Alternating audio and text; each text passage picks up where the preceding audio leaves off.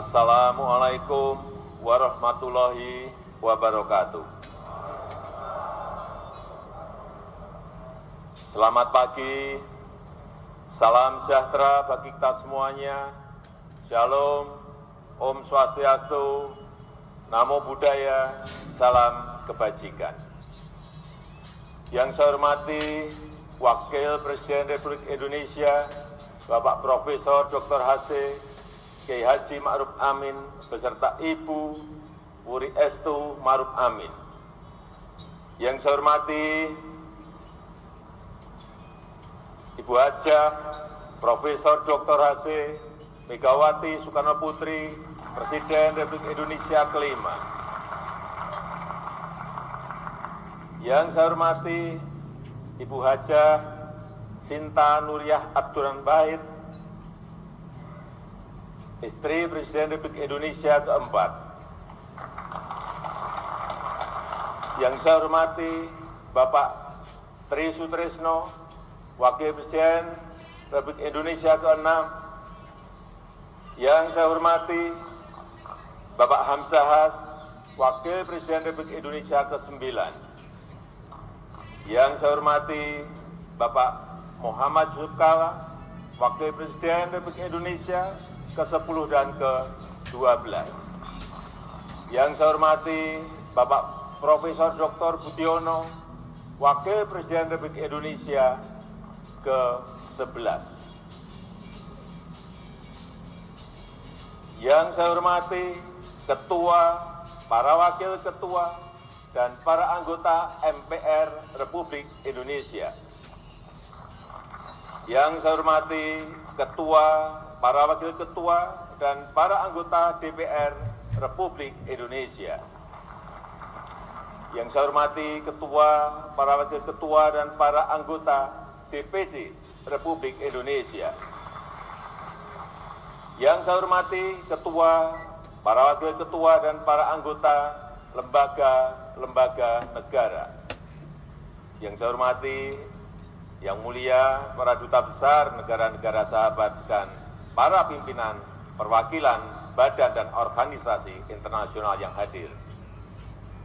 Yang saya hormati para Menteri Kabinet Indonesia Maju, serta Panglima TNI, Kapolri, Jaksa Agung, Kepala BIN. Yang saya hormati para Ketua Umum partai-partai politik yang hadir. Saudara-saudara sebangsa dan setanah air, para hadirin yang berbahagia.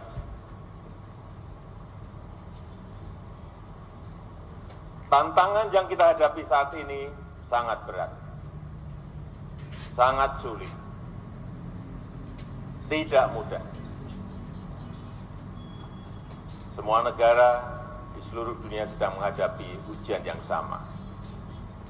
Krisis kesehatan pandemi COVID-19 belum sepenuhnya pulih. Perekonomian dunia juga belum sepenuhnya bangkit. Tiba-tiba meletus perang di Ukraina. Sehingga krisis pangan, krisis energi, dan krisis keuangan tidak terhindarkan lagi. Kita tahu 107 negara terdampak krisis, dan sebagian di antaranya diperkirakan akan jatuh bangkrut. Diperkirakan 553 juta jiwa terancam kemiskinan ekstrim, dan 345 jiwa terancam kekurangan pangan akut dan kelaparan. Ujian ini tidak mudah bagi dunia, dan juga tidak mudah bagi Indonesia. Semua ini harus kita hadapi dengan kehati-hatian, dengan kewaspadaan. Namun, di tengah tantangan yang berat, kita patut bersyukur Indonesia termasuk negara yang mampu menghadapi krisis global ini. Negara kita, Indonesia, termasuk negara yang berhasil mengendalikan pandemi COVID-19, termasuk 5 besar negara dengan vaksinasi terbanyak di dunia, yaitu 432 juta dosis vaksin yang telah kita suntikkan. Inflasi juga berhasil dikendalikan di kisaran 4,9%. Angka ini jauh di bawah rata-rata inflasi ASEAN yang berada di sekitar 7%. Dan jauh di bawah inflasi negara-negara maju yang berada di sekitar 9%. Bahkan sampai pertengahan tahun 2022 ini, APBN juga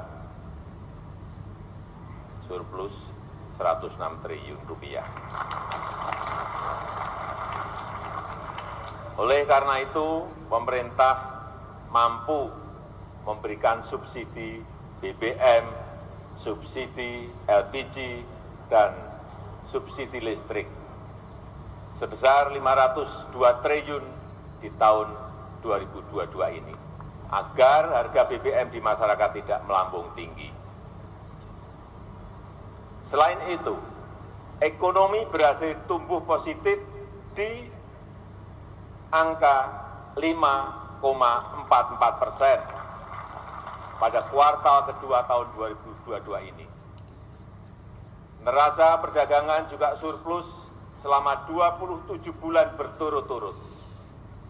Dan di semester 1 tahun 2022 ini, surplusnya sekitar 364 triliun rupiah. Capaian tersebut patut kita syukuri. Fundamental ekonomi Indonesia tetap sangat baik di tengah ekonomi dunia yang sedang bergolak. Di satu sisi, kita memang harus tetap waspada dan harus tetap hati-hati, namun di sisi lain, agenda-agenda besar bangsa harus terus kita lanjutkan untuk meraih Indonesia maju. Saudara-saudara sebangsa dan setanah air, dalam menghadapi pandemi COVID-19 yang melanda seluruh dunia, bangsa Indonesia telah menunjukkan diri sebagai bangsa yang tangguh. Masyarakat dusun, masyarakat kampung saling melindungi dan saling berbagi. Ulama, tokoh agama, dan tokoh adat aktif mendampingi masyarakat. Organisasi sosial, keagamaan bergerak cepat membantu masyarakat. Tenaga kesehatan, TNI, dan Polri, dan jajaran birokrasi saling bersinergi bersama-sama, bergotong royong bersama-sama. Dan lembaga-lembaga negara juga mendukung pemerintah dalam menghadapi ketidakpastian ini. Kalau kita mampu mengelola pandemi dengan baik, artinya kita juga insya Allah pasti mampu mengelola agenda-agenda besar lainnya dengan baik pula. Inilah kekuatan pertama kita untuk membangun negara kita Indonesia. Kekuatan kedua Indonesia adalah sumber daya alam yang melimpah.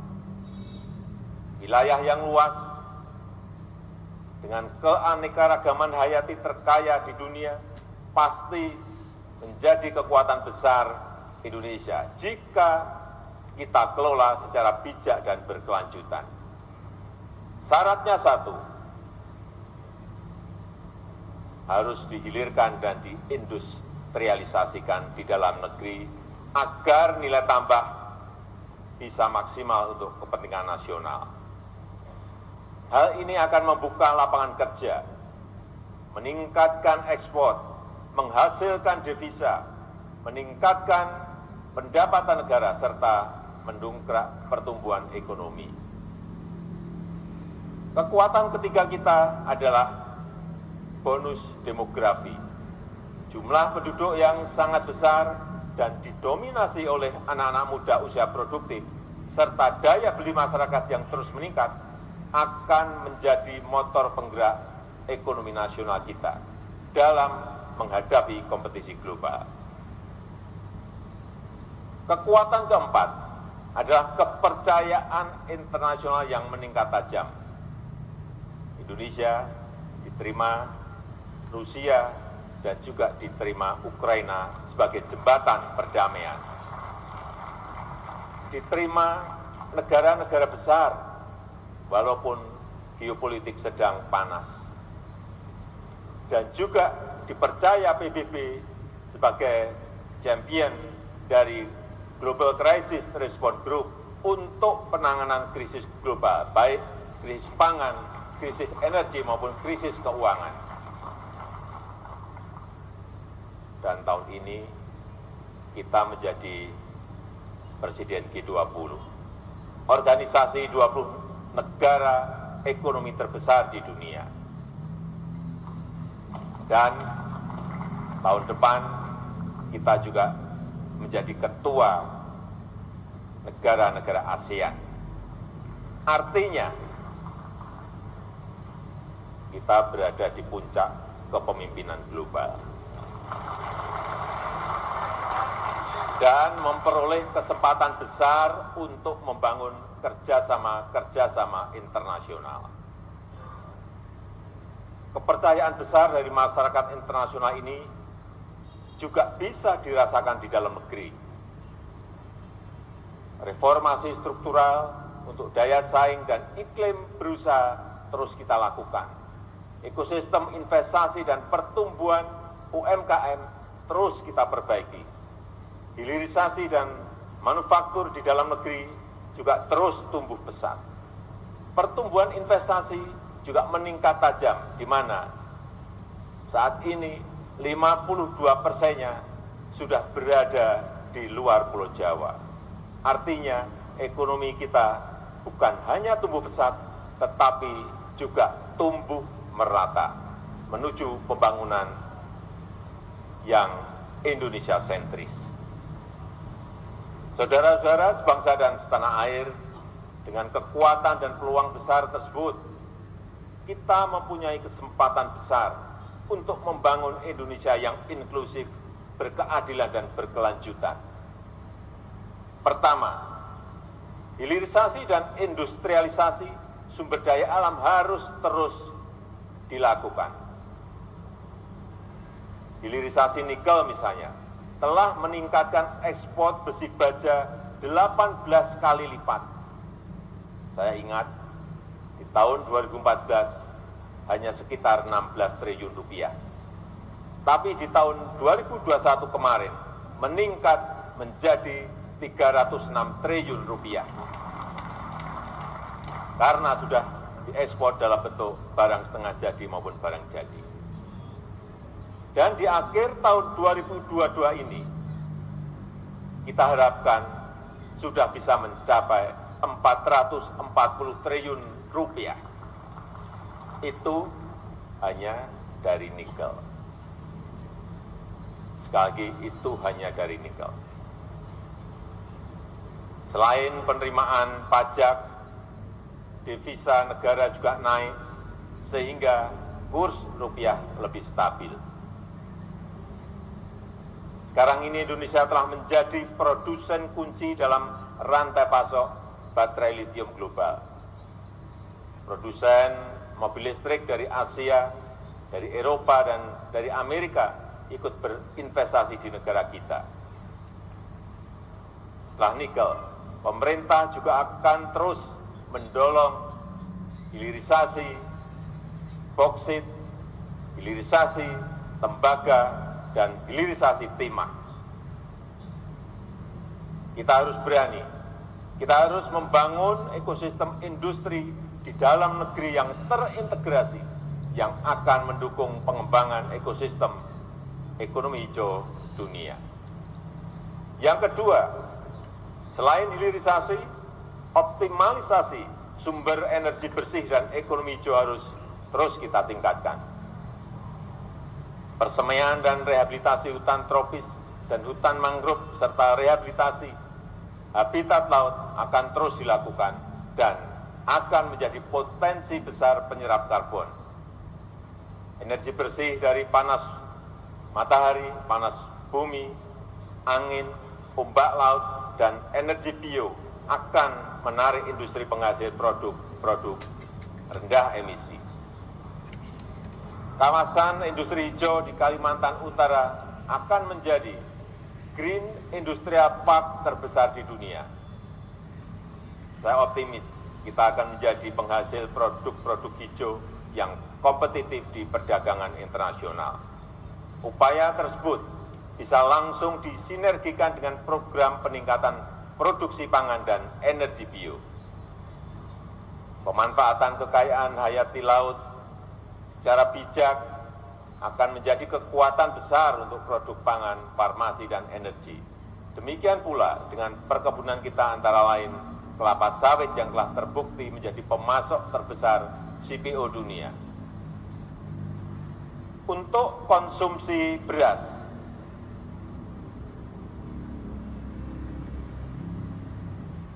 kita sudah tidak lagi impor dalam 3 tahun terakhir. Untuk beras konsumsi, pembangunan bendungan dan irigasi telah mendukung peningkatan produktivitas nasional kita. Alhamdulillah, kita baru saja memperoleh penghargaan dari International Rice Research Institute yang disaksikan oleh FAO karena kita dinilai mampu mencapai sistem ketahanan pangan dan swasembada beras sejak tahun 2019. Yang ketiga, perlindungan hukum, sosial, politik, dan ekonomi untuk rakyat harus terus diperkuat. Pemenuhan hak sipil dan praktek demokrasi, hak politik perempuan, dan kelompok marginal harus terus kita jamin. Hukum harus ditegakkan seadil-adilnya tanpa pandang bulu. Keamanan, ketertiban sosial, dan stabilitas politik adalah kunci. Rasa aman dan rasa keadilan harus dijamin oleh negara, khususnya oleh aparat hukum dan lembaga-lembaga peradilan. Demikian juga dengan pemberantasan korupsi terus menjadi prioritas utama. Untuk itu, Polri, Kejaksaan, dan KPK terus bergerak. Korupsi besar di Jiwasraya, Asabri, dan Garuda berhasil dibongkar dan pembenahan total telah dimulai. Penyelamatan aset negara yang tertunda seperti kasus BLBI terus dikejar dan sudah menunjukkan hasil. Skor persepsi korupsi dari Transparansi Internasional juga naik dari 37 menjadi 38 di tahun 2021. Indeks perilaku anti korupsi dari BPS juga meningkat dari 3,88 ke 3,93 di tahun 2022. Penyelesaian pelanggaran HAM berat masa lalu juga terus menjadi perhatian serius pemerintah. RUU, Komisi Kebenaran dan Rekonsiliasi sedang dalam proses pembahasan. Dan tindak lanjut atas temuan Komnas HAM masih terus berjalan. Kepres, pembentukan tim penyelesaian non-yudisial pelanggaran HAM berat masa lalu juga telah saya tanda tangani. Saudara-saudara sebangsa dan setanah air, saya tekankan reforma agraria, perhutanan sosial, dan sertifikasi tanah harus terus dilanjutkan. Berbagai macam bantuan sosial akan terus dilanjutkan dengan sinergi dan data yang lebih baik. Program pelatihan dan bantuan untuk para pekerja akan terus ditingkatkan. Program-program ini menjangkau nelayan, petani, buruh, pekerja informal, dan penyandang disabel. Tentang disabel, kita juga baru saja menjadi tuan rumah ASEAN Para Games di Solo, dan alhamdulillah kita menjadi juara umum. Yang keempat, UMKM harus terus didukung agar bisa segera naik kelas. Digitalisasi ekonomi yang telah melahirkan 2 dekakorn dan 9 unicorn terus kita dorong untuk membantu pemberdayaan usaha mikro, kecil, dan menengah. 19 juta UMKM telah masuk dalam ekosistem digital dan ditargetkan sebesar 30 juta UMKM akan masuk ekosistem digital pada tahun 2024. Berbagai bantuan pendanaan murah juga terus dilanjutkan. Penayangan produk UMKM di e-katalog pemerintah juga diharapkan akan menyerap produk UMKM. Di saat yang sama, kewajiban APBN, APBD, dan BUMN untuk membeli produk dalam negeri juga akan terus didisiplinkan. Kelima, pembangunan ibu kota Nusantara terus harus dijaga keberlanjutannya. IKN bukan hanya untuk para ASN, tetapi juga para inovator dan para wirausahawan. Bukan hanya berisi kantor-kantor pemerintah, tetapi juga motor penggerak ekonomi baru. Bukan kota biasa, tetapi kota rimba dengan pelayanan pendidikan dan kesehatan kelas dunia. Kawasan inti pusat pemerintahan memang dibangun oleh APBN, tetapi selebihnya 80% investasi swasta diundang untuk ikut berpartisipasi. Saudara-saudara sebangsa dan setanah air, semua agenda tersebut harus ditopang oleh manusia Indonesia yang unggul. Untuk itu, di bidang kesehatan, stunting harus cepat dipangkas. Layanan promotif dan preventif serta layanan pengobatan harus semakin kuat dan merata. Akses anak usia didik terhadap layanan pendidikan dan layanan yang berkualitas harus terus diprioritaskan. Para siswa dan mahasiswa harus dikenalkan pada dunia kerja sejak dini. Minat anak di bidang sains, teknologi, seni, dan olahraga harus didukung dan diapresiasi. Oleh karena itu, budi pekerti yang luhur, ideologi Pancasila, Bhinneka Tunggal Ika, dan patriotisme merupakan pilar utama. Seni dan tradisi lokal dengan semangat kebangsaan harus terus digairahkan. Karya sastra dan film, karya seniman muda harus terus didukung. Dana abadi kebudayaan akan terus kita tingkatkan sesuai kemampuan fiskal pemerintah. Adapun untuk tahapan pemilu yang sedang dipersiapkan oleh KPU, harus kita dukung sepenuhnya.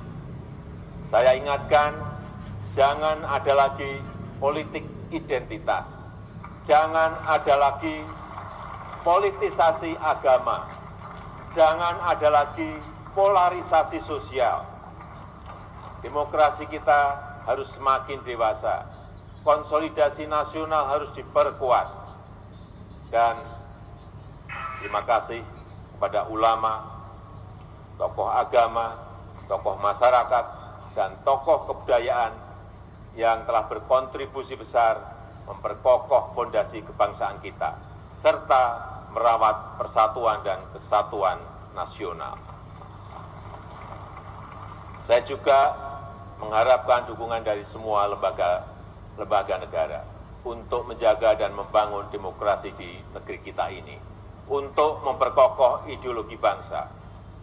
Saya menghargai upaya MPR dalam mendorong pengamalan Pancasila, mengkaji substansi dan bentuk hukum pokok-pokok haluan negara, serta menggagas kerjasama internasional dalam mengatasi permasalahan global.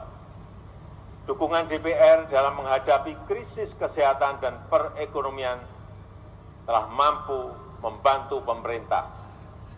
DPR telah mendukung beberapa transformasi besar, antara lain Undang-Undang IKN dan Undang-Undang Harmonisasi Peraturan Perpajakan, serta Undang-Undang Tindak Pidana Kekerasan Seksual. DPD sesuai dengan kewenangannya telah ikut berperan dalam menyusun beberapa rancangan undang-undang, terutama terkait dengan otonomi khusus dan pembentukan provinsi-provinsi baru. Reformasi pelayanan hukum di Mahkamah Agung terbukti telah meningkatkan kualitas penyelesaian perkara. MA terus mengedepankan keadilan restoratif. MA juga telah meningkatkan akses pelayanan hukum yang berkeadilan bagi masyarakat. Mahkamah Konstitusi telah meningkatkan pelayanan penegakan konstitusi secara efektif. Sistem peradilan berbasis elektronik semakin memudahkan akses masyarakat. Peran MK sebagai tuan rumah Kongres MK sedunia juga patut diapresiasi. BPK telah menjaga sinergi antara kualitas tata kelola keuangan negara dan fleksibilitas dalam menghadapi krisis. Ini sangat membantu pemerintah. Rencana penyelenggaraan Supreme Audit Institution SAI 20 juga semakin memperkokoh kepemimpinan Indonesia di G20. Komisi Yudisial terus memberikan layanan prima dalam mengawal peradilan yang bersih dan berwibawa. Penanganan laporan masyarakat terkait lembaga peradilan telah membantu memberikan rasa keadilan kepada masyarakat. Saya juga mengucapkan terima kasih kepada lembaga-lembaga nasional yang lain sesuai wewenang dan perannya. Terima kasih kepada Bank Indonesia, Otoritas Jasa Keuangan, dan lembaga penjamin simpanan. Terima kasih juga kami sampaikan kepada Komisi Pemberantasan Korupsi dan Ombudsman Republik Indonesia, dan juga kepada Komisi Pemilihan Umum dan Badan Pengawas Pemilihan Umum, juga kepada Komnas HAM dan lembaga-lembaga nasional lainnya. Saudara-saudara sebangsa dan setanah air, saya tegaskan kembali bahwa kita harus selalu waspada, selalu hati-hati, dan selalu siaga. Krisis demi krisis masih menghantui dunia. Geopolitik dunia mengancam keamanan kawasan. Kita harus selalu eling lan waspada. Harus ingat dan selalu waspada. Kita harus selalu cermat dalam bertindak. Kita harus selalu hati-hati dalam langkah. Saya tegaskan kembali, agenda besar bangsa tidak boleh berhenti. Langkah-langkah besar harus terus dilakukan. Ada minimal 5 agenda besar yang tadi telah saya tekankan. Saya mengajak seluruh komponen bangsa untuk bersatu padu mendukung agenda besar bagi pencapaian Indonesia maju. Dengan komitmen, dengan kerja keras, dengan inovasi dan kreativitas. Semoga Allah Subhanahu wa Ta'ala, Tuhan Yang Maha Kuasa, senantiasa mempermudah upaya kita dalam meraih Indonesia maju yang kita cita-citakan. Amin, amin ya robbal alamin. Marilah kita bersatu padu untuk Indonesia maju. Indonesia pulih lebih cepat, bangkit lebih kuat. Dirgahayu Republik Indonesia, dirgahayu negeri Pancasila, merdeka! Terima kasih. Wassalamualaikum warahmatullahi wabarakatuh. Om Santi Santi Santi Om. Namo Buddhaya.